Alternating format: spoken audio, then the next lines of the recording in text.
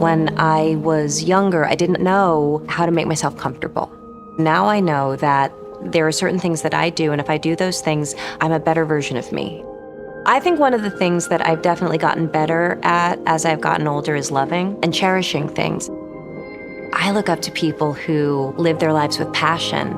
I look up to people that live their lives with integrity, and that's something you can really only tell if somebody's doing over a long period of time. So for me, age is actually an essential part of respect and understanding what somebody's made of. And the idea that you continue to make yourself every day of your life. It's not like we ever have a moment when we arrive. It's this ongoing dance.